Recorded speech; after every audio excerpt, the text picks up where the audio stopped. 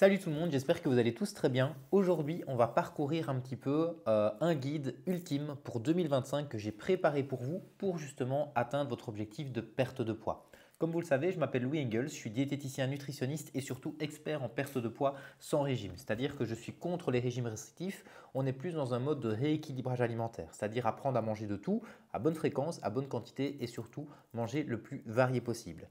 Alors, je vais juste mettre mon petit téléphone en mode avion, comme ça on est sûr de ne pas être dérangé parce qu'on a certains points à voir ensemble. Bon, ici, aujourd'hui, on est le 5 décembre. Qui dit 5 décembre dit bientôt les fêtes de fin d'année et dit souvent justement au niveau de la motivation qu'on va se perdre un petit peu. C'est-à-dire qu'il y a les fêtes qui vont arriver, il y a les événements de fin d'année, il y a les fêtes de famille, enfin il y a tout qui va un petit peu perturber notre équilibre et c'est justement à ce moment-là de se dire, ben voilà, je fais un point sur mon année 2024, je vois comment je me sens, est-ce que je me sens en accord, en cohérence avec la personne que je souhaite devenir. Si pas, ben le but c'est de s'axer solution. C'est-à-dire que je vois beaucoup de personnes qui vont commencer à se dire, voilà, moi mon problème c'est qu'il y a ça, il y a ça, il y a ça, je suis malheureux aujourd'hui ou malheureuse, je ne trouve pas de solution justement pour perdre du poids à long terme, j'arrive pas à perdre du poids, je me regarde tous les jours dans la glace, je me sens moche, je me sens pas belle, je me sens mal dans ma peau, etc. Et donc, par rapport à ça, essayez de vous brancher solution. Donc se dire, ben, qu'est-ce qu'on peut mettre en place aujourd'hui qui va porter justement ses fruits pour demain, pour la semaine prochaine, pour l'année prochaine. Et le but aujourd'hui, c'est de voir effectivement comment bien démarrer cette année 2025 avec des bons fondements pour votre objectif. Donc, j'ai fait une petite liste de 10 points qui me paraissent plutôt essentiels. Je vais essayer de rendre ça le plus dynamique possible pour pas effectivement que vous vous ennuyiez devant la vidéo. Mais pour moi, c'est important justement parfois de se poser, de discuter tranquillement. Ici, je ne suis pas dans le but d'avoir des explications très scientifiques. Le but, c'est de vous faire vraiment comprendre qu'est-ce qui est important et à quoi vous devez absolument faire attention et quoi mettre en place pour y arriver. Donc, j'ai mes petites notes à côté, donc ne m'en voulez pas pardon si j'ai ces petites notes, ça me permet au moins de bien synthétiser mes idées. Le premier point, et je vous dis que je n'allais pas parler scientifique, premier point, qu'est-ce que j'ai marqué? Fondement scientifique de la perte de poids. Donc, on va un peu bafouer ça. Comment est-ce que ça marche une perte de poids? Vous avez vos apports énergétiques, ce que vous mangez. Donc, vous mangez un petit déjeuner, vous mangez le repas du soir, vous mangez les collations, vous buvez des choses, vous prenez plein de calories dans votre journée et c'est normal. C'est-à-dire que pour perdre du poids, il ne faut pas enlever toutes ces calories-là. Il faut juste manger en dessous de ce que vous allez dépenser, de ce que votre corps va dépenser. Votre corps, il dépense les calories de différentes manières. Il y a évidemment le métabolisme de base, c'est-à-dire que naturellement, on va dépenser des calories pour que nos poumons fonctionnent, pour que notre digestion se passe bien, pour marcher, pour respirer, etc. Toutes les activités un petit peu quotidiennes, c'est notre métabolisme plus de base. Ensuite, vous avez également les dépenses liées à la régulation de température de notre corps. Notre corps, il va effectivement essayer de se maintenir à une certaine température tout au long de la journée. Donc ça, effectivement, il y a aussi des dépenses énergétiques qui sont liées à ça. Ensuite, il y a les dépenses énergétiques liées à la digestion, donc le fait de manger quelque chose au niveau des repas, etc. Juste après, on aura aussi un petit coup de dépenses énergétiques. Et enfin, l'activité physique. Et finalement, dans toutes ces dépenses énergétiques, la seule chose qu'on va savoir contrôler, c'est effectivement les dépenses énergétiques liées à l'activité physique. C'est-à-dire que je vois beaucoup de personnes qui vont me dire, oui, moi c'est triste, mais j'ai un métabolisme qui est très bas, donc je brûle très peu de calories naturellement. Ça a toujours été comme ça dans ma famille, on est tous génétiquement, on va dire, liés à ce métabolisme très bas. Et je leur dis toujours, ben, c'est OK, mais maintenant, concentrez-vous sur ce que vous savez contrôler. C'est-à-dire, malheureusement, le métabolisme, on a tous un métabolisme différent. Moi, le premier, j'ai un métabolisme qui est assez bas, je prends assez vite du poids, j'en perds aussi facilement quand je mets des choses en place, mais du coup, qui fait que j'ai un métabolisme assez bas en termes de dépenses. Et donc, le but, c'est de se concentrer sur ce qui va faire augmenter mes dépenses énergétiques, c'est-à-dire l'activité physique. Donc, apport, dépenses, tout ce qu'on peut faire pour perdre du poids, réguler les apports. Ça ne veut pas dire manger moins, mais plutôt manger mieux, en meilleure qualité, avec des meilleures calories et des meilleures sources de différents macronutriments qui va faire qu'on va se sentir rassasié tout au long de la journée. Et ensuite, se concentrer sur nos dépenses, c'est-à-dire augmenter les dépenses énergétiques liées à l'activité physique qui peut-être physiologiquement va peut-être augmenter votre métabolisme de base. C'est-à-dire que ce métabolisme de base dont je vous parlais, les dépenses énergétiques qu'on va brûler naturellement, c'est aussi lié à la masse musculaire qu'on aura, la proportion de masse musculaire. Donc si on arrive à augmenter cette masse musculaire par du renforcement musculaire, ce genre de choses, donc le fait d'aller pousser des poids à la salle, de faire des exercices de poids de corps, etc., notre corps va brûler naturellement plus de calories aussi parce que cette masse musculaire dépense plus de calories qu'une masse grasse, par exemple. Donc ce qu'il faut retenir, réguler les apports, pas en mangeant moins, mais en mangeant mieux, avec des meilleurs éléments de qualité qui va vous rassasier toute la journée, moins de grignotage, tout ça, etc. Ça, vous le connaissez. Et ensuite, au niveau des dépenses, augmenter les dépenses énergétiques. Il y a deux sortes de dépenses. le cardio, le renforcement. Le renforcement, vous augmentez vos dépenses énergétiques liées au métabolisme de base et les dépenses énergétiques liées au cardio, ben là, ça vous fait brûler plus de calories tous les jours et donc ça creuse l'écart qu'on va mettre en place entre apport et dépenses. C'est le seul moyen de perdre du poids, c'est de réguler vos dépenses, de réguler vos apports, augmenter vos dépenses pour qu'il y ait justement un écart suffisant qui fait que mathématiquement, vous allez brûler plus de calories que ce que vous allez apporter à votre corps et donc perdre du poids. Cette perte de poids, elle n'est pas progressive et linéaire. Ça se trouve, il y a souvent des plateaux, on va dire, de perte de poids, de stabilisation, etc. C'est OK. C'est-à-dire que vous n'allez pas perdre chaque semaine autant de kilos, même si vous avez une vision très cartésienne et que vous êtes très concentré sur le chiffre, malheureusement, votre corps ne va pas fonctionner comme ça. Parfois, il va un peu stagner, parfois, il va un petit peu brûler plus de calories, parfois, il va perdre plus qu'une autre semaine, etc. Et c'est dans des moments comme ça qu'il faut se concentrer sur ce qu'on contrôle encore une fois. Concentrez-vous sur vos actes. La pesée, c'est une chose, mais ce n'est pas le plus important. Ce qui est important, c'est de bien mettre en place les choses de manière progressive et durable. Donc ça, c'est le premier point. Les fondements plus scientifiques au niveau de la perte de poids, apport, dépenses énergétiques. Ça, c'est vraiment la base. Ensuite, l'importance d'avoir ce plaisir dans l'alimentation. C'est-à-dire que vous allez avoir, et je pense que c'est déjà le cas, on est en décembre, mais je pense qu'il y a déjà des pubs liées à tout ça, vous allez avoir plein de nouvelles méthodes, plein de nouveaux régimes qui vont arriver sur le marché avec la solution miracle, etc. Ne perdez pas votre temps à trouver des raccourcis. Au niveau de la perte de poids, c'est un marathon. Le but, c'est de mettre en place des choses, de planter dans son jardin, etc. et de récolter ses fruits plus tard. Mais ce n'est pas pour autant que vous allez avoir vos résultats très tardivement. Vous allez avoir vos résultats dès les premières semaines. Par contre, ce qui est important, c'est de s'éloigner de tout ce qui est régime restrictif. Quand vous entendez perdez du poids en 3 semaines, perdez 10 kilos en 2 semaines, voilà, prenez des shakers, prenez des pilules, prenez des machins, tout ça, c'est poubelle, ça ne sert à rien, ça va bousiller votre métabolisme et surtout, ça va créer un effet yo-yo. C'est quoi cet effet yo-yo? On a parlé un petit peu tout à l'heure des apports, des dépenses. Oui, vous devez réguler vos apports énergétiques, vous devez un petit peu les baisser. Si vous les baissez de manière trop drastique, donc si vous allez trop bas en calories comme des régimes très hypocaloriques, donc les régimes restrictifs qui vous disent voilà détox en 3 semaines, etc.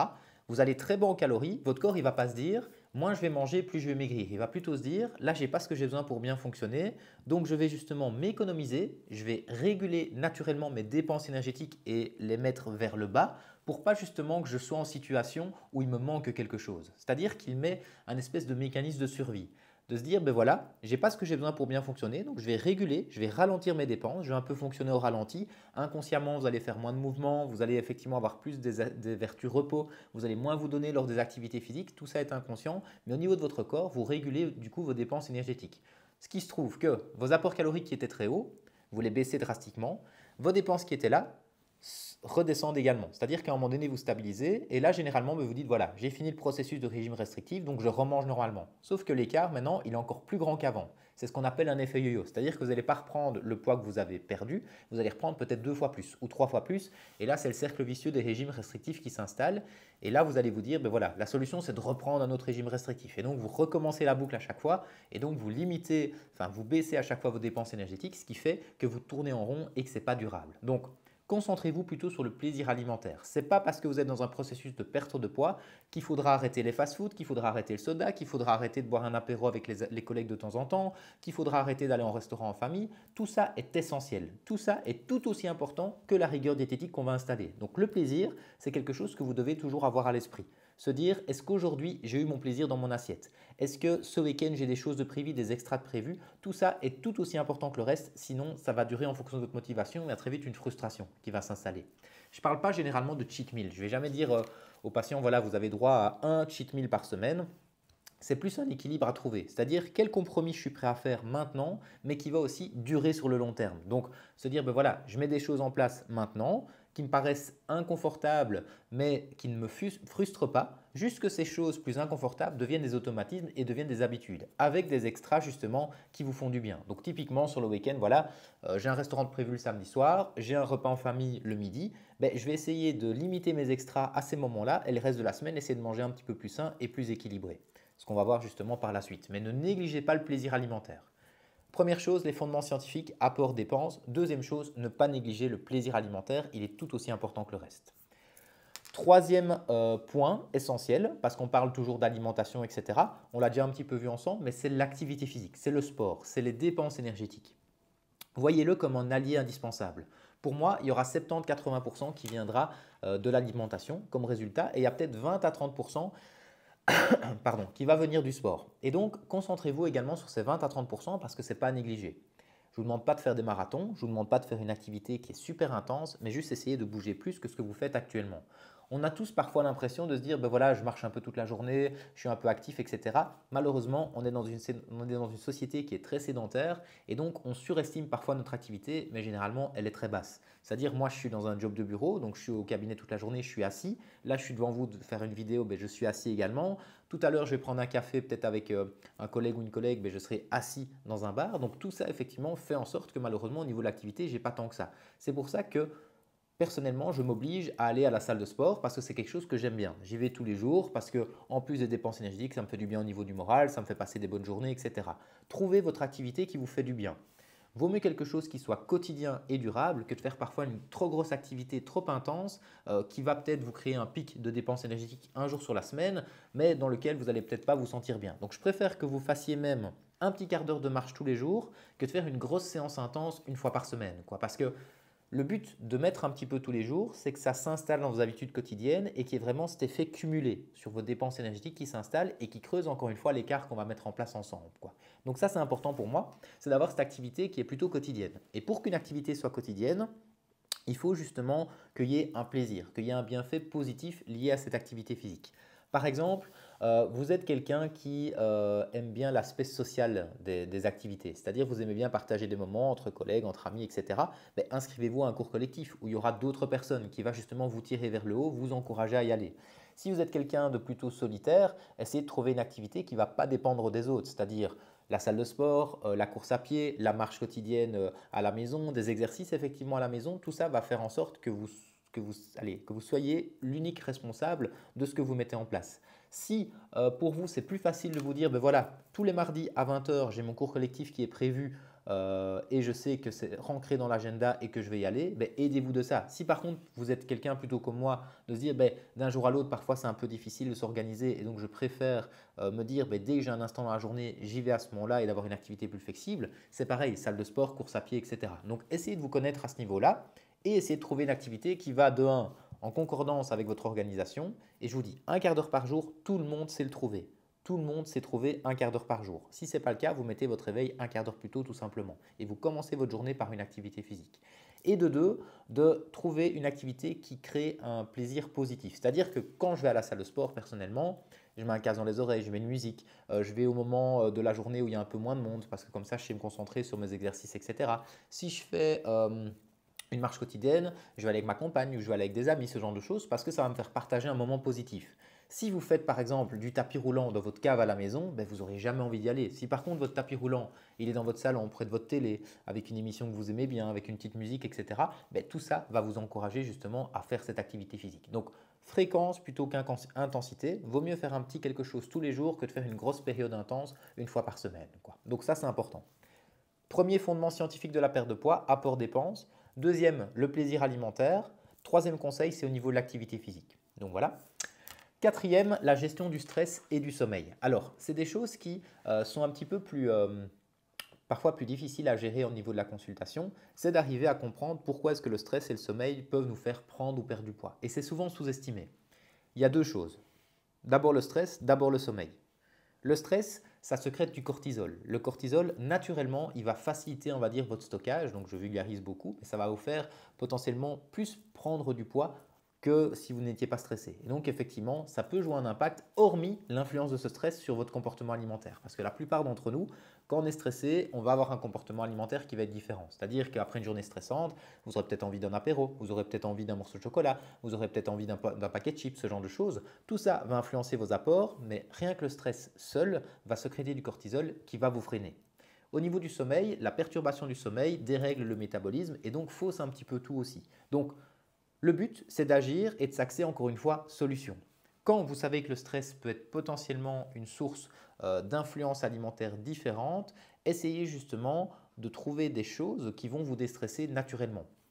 Faire un petit tour dehors, prendre un bain chaud, écouter une musique agréable, lire un livre, regarder une émission qui vous fait rire, peu importe, mais trouvez justement des moments pour vous qui vous font du bien sans passer par le stress lié au grignotage, ce genre de choses. Au niveau du sommeil, il y a plusieurs solutions aussi.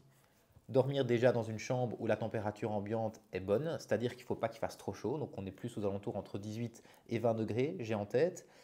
Un bon matelas, un bon coussin, tout noir dans la chambre, pas de bruit, pas trop d'écran, ce genre de choses, et essayez d'avoir une routine qui est positive. Essayez d'aller toujours dormir dans les mêmes heures et de vous lever dans les mêmes heures aussi. Essayez d'avoir entre 7 et 9 heures de sommeil, c'est généralement ce qu'on conseille. Mais donc, rien que ces deux éléments-là vont effectivement agir sur votre poids, parce que par exemple, le sommeil, si vous vous levez, vous êtes en forme, vous aurez plus d'énergie à dépenser et vous commencerez votre journée dans des meilleures conditions. Quand vous êtes fatigué, vous allez naturellement être attiré vers des éléments qui sont plus riches en énergie, du sucre, du gras, ce genre de choses. Et c'est de l'énergie court terme, c'est-à-dire que ça va très vite agir sur votre énergie, petit coup d'énergie, puis rebaisse d'énergie par la suite. Et c'est comme un fumeur qui va prendre une cigarette toutes les 2 heures. Avec l'alimentation, c'est pareil. Si on se nourrit de petits carburants comme ça qui est très court terme, chaque fois on va devoir se resservir et reprendre du sucré, du gras, etc.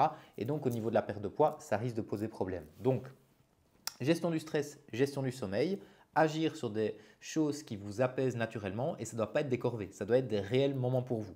Prenez 10 minutes par jour. Dites-vous, voilà, pendant 10 minutes, entre le boulot et le privé, je fais un petit moment pour moi. Parce que dites-vous que le cerveau ne va pas faire la différence entre un plaisir qui vient de lire un livre, d'un peu de yoga, d'une promenade dehors, d'une émission qui vous fait rire, et un plaisir qui vient de l'alimentation. Lui, tout ce qu'il veut, c'est un plaisir qui est récurrent et qui arrive de manière quotidienne, quoi. Donc concentrez-vous là-dessus. Et au niveau du sommeil, c'est pareil. N'allez pas dormir avec votre téléphone allumé, mettez votre téléphone à l'autre endroit de la pièce, terminez votre journée avec une activité plus calme, plus douce, un petit livre, écrire, une petite musique dans les oreilles, ce genre de choses. Pièce bien noire, pas de bruit, un bon matelas, un bon coussin et une bonne température en deux pièces. Donc, quatrième conseil, le stress et le sommeil. Ensuite, cinquième conseil, c'est se rééquilibrer sans régime et ne pas être dans une dynamique de comptage de calories. C'est-à-dire que je vois trop de personnes, encore une fois, qui se concentrent trop là-dessus. Vous n'êtes pas comptable, on n'est pas dans de la comptabilité alimentaire et moi-même, je ne vais pas passer mon temps à compter mes calories tout au long de la journée. On n'est pas fait pour ça, on n'est pas des calculettes sur pied, on est plus dans une dynamique de trouver son plaisir au niveau de l'alimentation. C'est bien de faire ce premier calcul calorique au départ, se dire, voilà, ma structure, elle est comme ça, mais dites-vous que la structure, par la suite, elle doit être flexible, c'est-à-dire qu'on ne doit pas vous imposer de menu, ce genre de choses, parce que sinon on oublie le plaisir, on oublie les imprévus, on oublie l'aspect social, etc. Donc, concentrez-vous sur une structure globale qui vous donne assez de calories pour bien fonctionner et ne tombez pas en hypocalorie. Ça, vous pouvez le faire vous-même via un logiciel de calcul calorique. C'est toujours bien de vérifier évidemment avec un professionnel ou alors vous adresser à un diététicien, un nutritionniste comme moi par exemple, où je vous calcule effectivement vos besoins et votre structure dont vous avez réellement besoin. Je vais vous donner un conseil aussi pour l'assiette par exemple. Quand vous n'êtes pas trop dans une optique de peser les différentes choses, etc. de l'assiette, vous prenez votre assiette équilibrée et vous la divisez en 3 parties. Moitié légumes, légumes à volonté, soupe, crudité, légumes cuits, etc.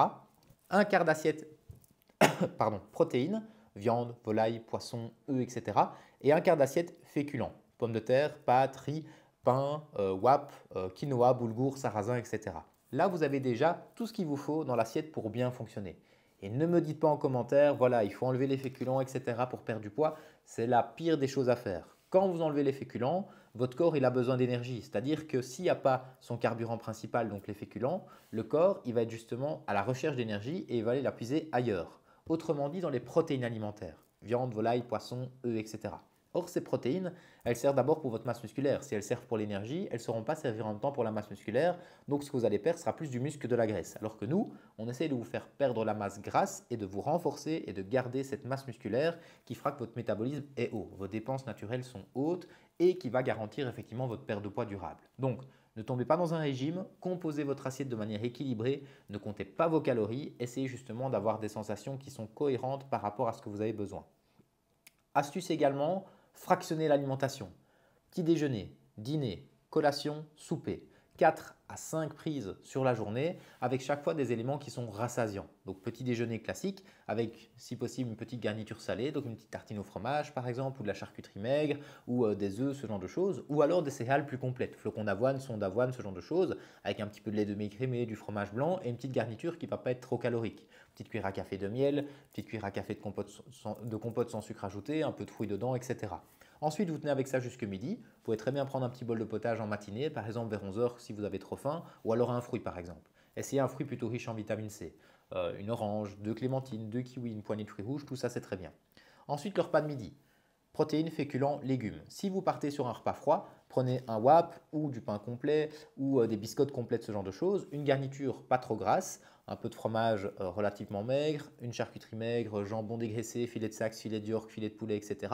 Ça peut être 2 œufs, ça peut être un peu de poisson, tranche de saumon, une boîte de thon, ce genre de choses. Et au niveau des légumes, du potage, des crudités, des légumes cuits, ça c'est à volonté de toute façon.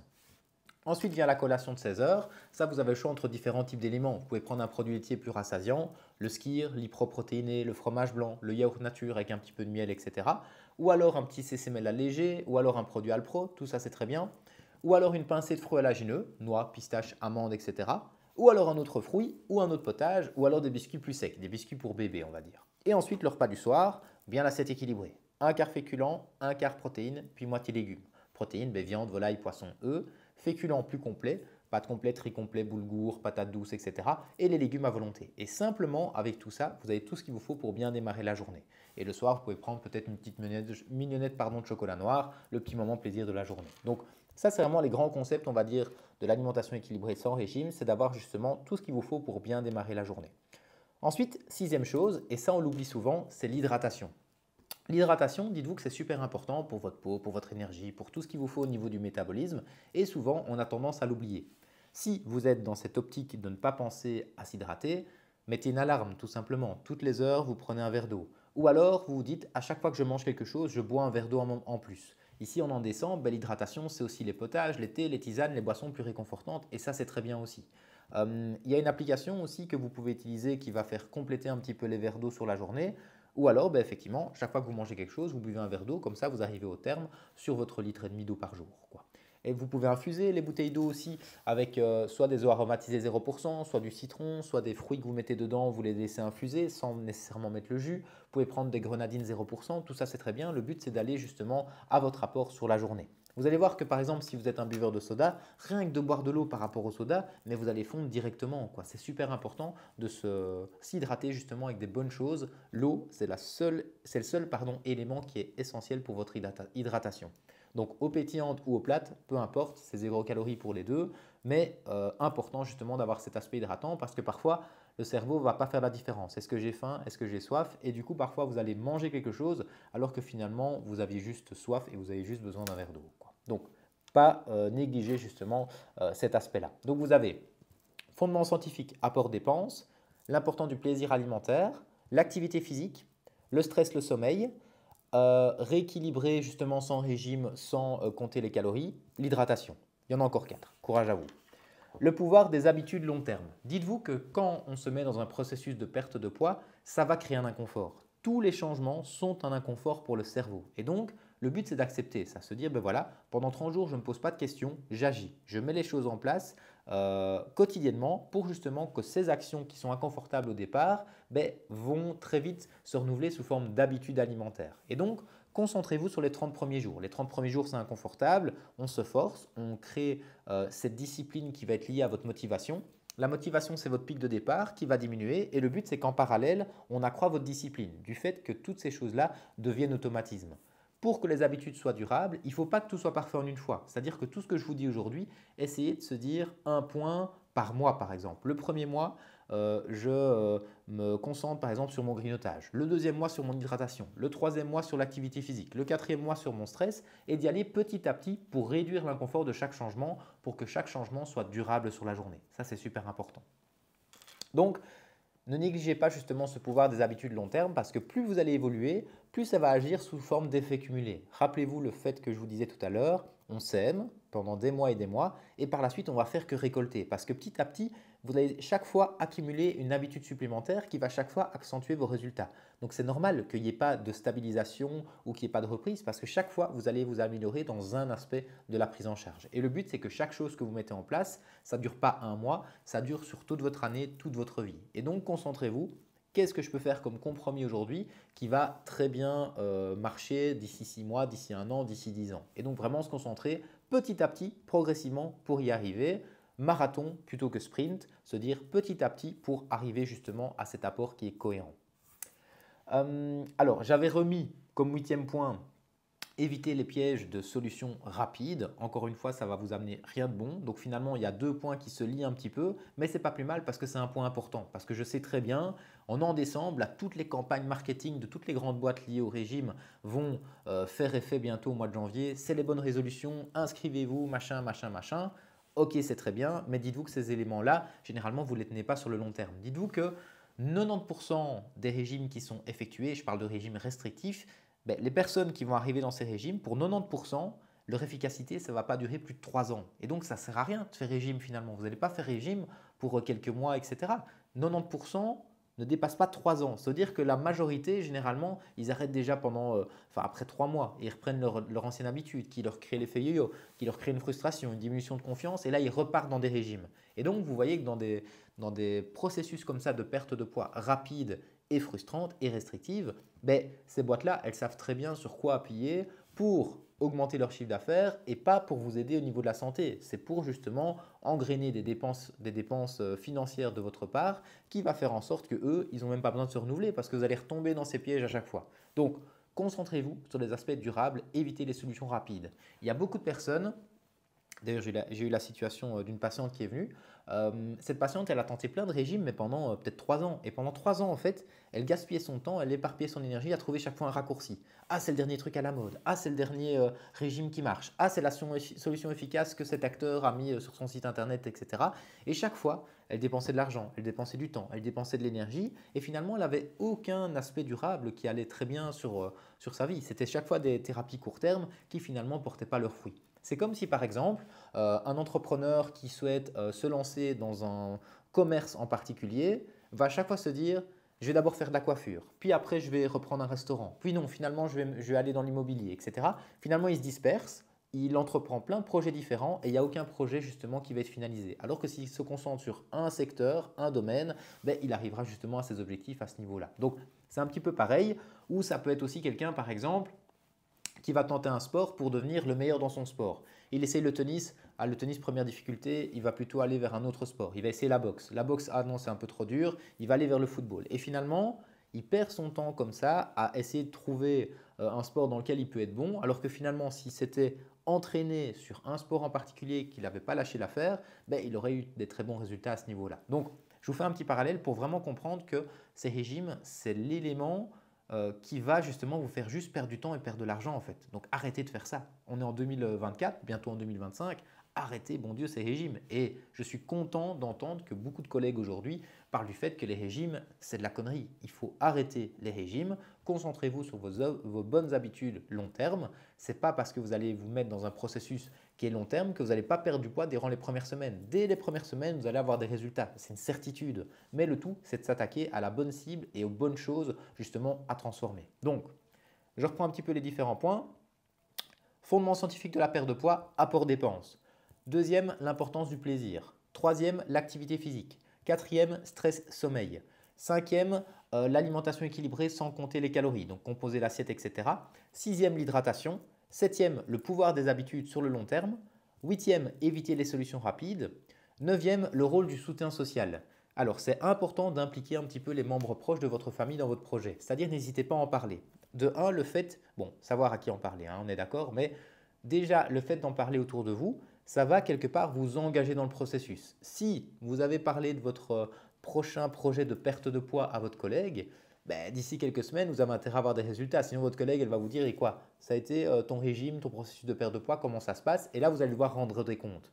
Prenez rendez-vous chez un spécialiste. Le fait d'aller chez un spécialiste, un diététicien, un nutritionniste, etc., ben, vous allez vous engager dans le processus. Et donc, tous les mois, vous allez le voir. Et donc, vous aurez envie d'avoir des bons résultats, d'avoir des bonnes pesées. Essayez d'en parler à votre conjoint, à votre conjointe, à vos enfants. Dire voilà, c'est important pour moi aujourd'hui, je ne me sens pas très bien pour le moment, j'ai envie justement d'avoir un aspect qui est positif, bien leur faire comprendre que ce n'est pas parce que vous faites attention à votre poids que vous allez dire non au resto, au fast-food, au machin, c'est juste un équilibre à trouver et de se dire ben, ça me ferait plaisir que tout le monde me soutienne à la maison, je fais des repas traditionnels, on ne fait pas des repas difficiles ou quoi que ce soit, toujours protéines, féculents, légumes et on agit sur ce qui est contrôlable. C'est-à-dire que si dans vos menus à la maison, c'est parfois difficile, vous limitez la quantité et vous mangez plus d'autres choses. Par exemple, ces spaghetti carbonara à la maison, on prend une plus petite portion et on prend un bol de potage avant et on prend peut-être un petit yaourt plus protéiné après. Comme ça, vous avez effectivement quelque chose qui va être régulé au niveau de l'alimentation équilibrée. Mais on essaie d'en parler autour de vous parce que ça va être une forme de soutien positif. Évitez d'en parler à des personnes justement qui vont vous mettre des petites piques ou vous mettre des bâtons dans les roues. Et on les connaît ces gens-là. Des gens qui vont un peu vous casser à chaque fois que vous entreprenez quelque chose. Essayez de mettre des œillères, se concentrer sur ce qui est important pour vous. Et les gens qui sont positifs dans votre entourage, concentrez-vous sur eux. Ne vous concentrez pas sur des personnes qui vont vous dire « Ah non, tu ne vas pas y arriver. Ah non, c'est le 10e régime que tu tentes, etc. » On s'en fout d'eux. Eux, ils sont dans leur période où eux-mêmes sont frustrés de leur corps. Et donc, c'est comme si vous arrêtiez de fumer et vous restiez toujours avec vos amis fumeurs. Et les amis fumeurs, vous allez les mettre face à leur propre inconfort parce que personne n'est content de fumer. Et donc, ils vont tous vous dire, allez, c'est bon, reprends une cigarette, c'est pas pour une, etc. Tu as déjà tenté 10 fois d'arrêter de fumer. N'écoutez pas ces gens-là. Dites-vous justement que si vous créez une différence autour de vous, c'est que vous faites des progrès. Chaque progrès, c'est un inconfort et chaque inconfort crée des différences autour de soi aussi. Donc, s'il y a des personnes qui s'éloignent, qui vous font des petites piques, des machins, qu'est-ce qu'on s'en moque? Finalement, c'est des personnes pour qui déjà votre vie, elle n'est pas si importante que ça. Enfin, si ils réfléchissent comme ça sur votre vie, effectivement, ben, c'est que eux, vous êtes en lumière, donc c'est déjà très bien. Mais pour vous, finalement, quand vous rentrez le soir, c'est qui est important? C'est vous-même face à la glace, c'est vous-même dans les miroirs, c'est vous-même dans les vêtements dans lesquels vous essayez de rentrer depuis des mois, c'est votre conjoint, c'est vos enfants, etc. Le reste, mais qu'est-ce qu'on s'en fout? Donc concentrez-vous justement sur les choses qui sont importantes pour vous. Entourez-vous de personnes positives qui vont vous tirer vers le haut. Coach sportif, diététicien, nutritionniste, entourage familial qui est positif, des amis qui font attention à leur ligne, des amis qui vont faire du sport. Enfin, essayez vraiment de trouver justement ce soutien positif lié à vos changements. Et enfin, la patience, la résilience. Car j'en vois énormément, et encore une fois, ça fait l'affaire des entreprises liées au régime, c'est des personnes qui vont très vite abandonner. C'est-à-dire qu'ils vont d'abord essayer de tenter tout en une fois, puis après ils vont se décourager, puis ils vont dire « Ah ben non, j'étais pas motivé, et non, et j'arrête, et je recommence, et machin ». S'il vous plaît, essayez justement de garder une routine qui est positive et qui va sur le long terme. Concentrez-vous sur un petit élément à changer à chaque fois. Ne vous dites pas que tout doit être parfait, ne vous découragez pas avec tout ça.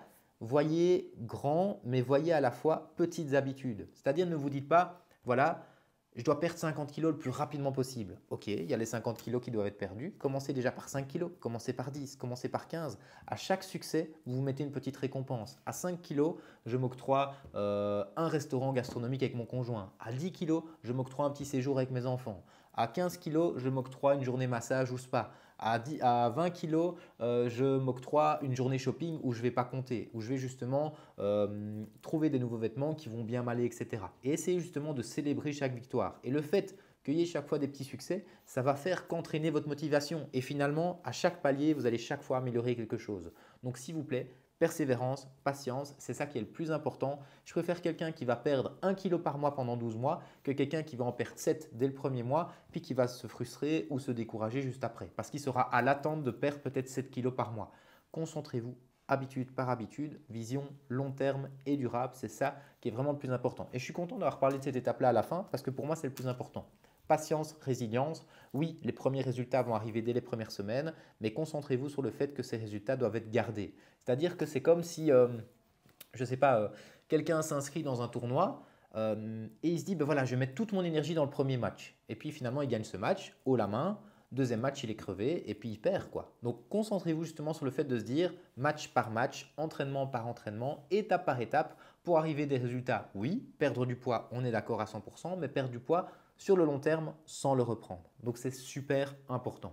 Donc les 10 points, apport dépenses, le premier point, les fondements scientifiques de la perte de poids, importance du plaisir alimentaire, activité physique comme allié, le stress, le sommeil, rééquilibrer sans compter les calories, l'hydratation, le pouvoir des habitudes, éviter les pièges de solutions rapides, le rôle du soutien social et enfin la patience, la résilience. Donc si déjà vous mettez ça en place, mais en 2025 c'est votre année. Là je suis désolé mais on ouvre une bouteille de champagne. Si vous arrivez justement à vous concentrer sur chaque point et prenez une feuille, revoyez un petit peu chaque petit point que j'ai noté et voyez à chaque fois action. Qu'est-ce que je peux faire dans chaque thématique? Quelle action je peux mettre en place pour améliorer ne serait-ce que d'1% une thématique en particulier? Mais faites quelque chose dès aujourd'hui, dès cette semaine.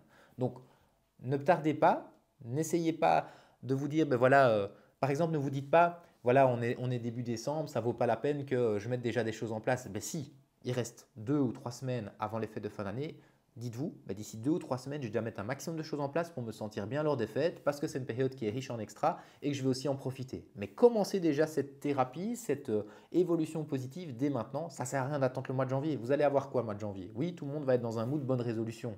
Mais c'est très bien, mais tout le monde est motivé au début. Concentrez-vous déjà maintenant à faire le premier mois maintenant. Et en janvier, justement, ça va vous remettre un petit entrain au niveau de la motivation.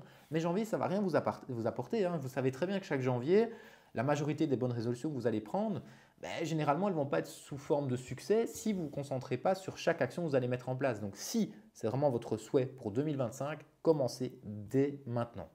Commencez dès maintenant. À la fin de cette vidéo, prenez une feuille, objectif, différentes choses, qu'est-ce que je peux mettre en place dès la semaine prochaine, quelles courses je peux faire, etc. Si vous avez des difficultés, prenez rendez-vous au cabinet avec moi. Ou alors, vous réservez un appel gratuit et on en discute tranquillement pour voir effectivement si je peux vous aider. Donc nous, on est dans une méthode qui est sans régime, c'est-à-dire qu'on n'est pas dans quelque chose qui est restrictif, on est plus dans l'installation des habitudes long terme. Ça peut être moi, ça peut être quelqu'un d'autre. Allez voir quelqu'un d'autre de votre région, un spécialiste, un diététicien, peu importe, trouvez le prestataire qui va vous aider le mieux. Je ne sais pas si je suis la bonne personne pour vous aider. Nous, ce qu'on encadre à la Maison du Poids, c'est généralement, la majorité de nos patientèles, c'est des mères de famille qui ont tenté plein de régimes, qui sont à la recherche d'une stratégie durable dans le temps. Vous n'êtes peut-être pas sous ce profil-là. Nous, c'est la majorité des personnes qu'on encadre. Et donc, voyez une thérapie, une méthode qui est faite pour vous. Mais s'il vous plaît, éloignez-vous des régimes restrictifs. Je compte sur vous. N'hésitez pas à commenter la vidéo. N'hésitez pas à me dire si ça vous plaît. N'hésitez pas à me dire si vous avez des suggestions de nouvelles vidéos. Là, je redémarre un petit peu sur YouTube. Je fais souvent des réels sur Instagram, etc. Mais du format plus long, j'ai moins l'habitude de le faire. Donc, c'est une première, c'est une reprise un petit peu pour moi. Donc, n'hésitez pas à me dire s'il y a des thématiques que vous voulez que je regarde avec vous pour permettre justement de vous aider. D'avoir, si déjà dans les personnes qui me regardent, il y a 1% qui ont repris un des conseils, je suis très content, je peux m'endormir tranquille. Donc, concentrez-vous bien, je compte sur vous.